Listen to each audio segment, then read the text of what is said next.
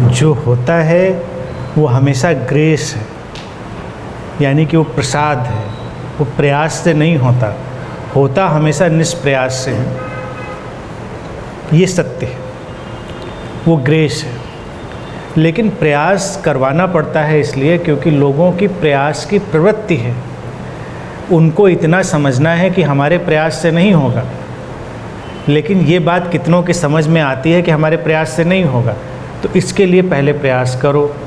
जब करके एक दिन ऐसा लगे कि भाई अब नहीं होता हमसे, मैं छोड़ता हूँ, तो उसी क्षण वो एग्जिस्टेंशियल ग्रेस, वो अस्तित्वगत जो प्रसाद है वो हमारे ऊपर उतरता है।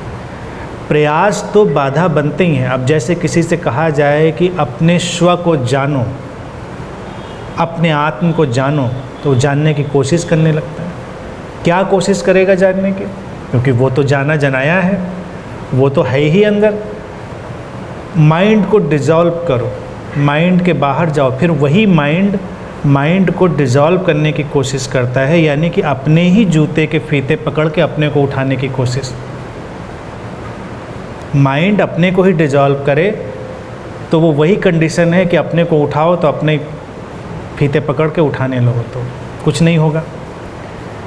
एक दिन समझ में आता है कि ये सब फ्यूटाइल है, ये सब व्यर्थ है, और उसी क्षण वो एफर्टलेस, वो निष्प्रयास की अवस्था आती है और वो ग्रेस डिसेंड करता है। वो समझ, यानी कि हम अपनी उस अवस्था में हैं ही, अभी ही उस अवस्था में। अब अगर अभी यहीं कोई आकर पूछे, बैठ जाए, हॉल में आए, कहे कि आपको कैसे देखूं मैं, तो उसको फिर कहेंगे कि आँख बंद करो, कुछ गहरी सांसें लो, सिर के बल खड़े हो और फिर धीरे धीरे आंखें खोलो और देखो।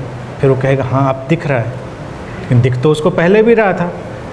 तो प्रश्न क्यों करता? अगर पहले दिख रहा होता तो पूछता नहीं, पूछा तो उसको एक सर्कस देनी पड़ती है।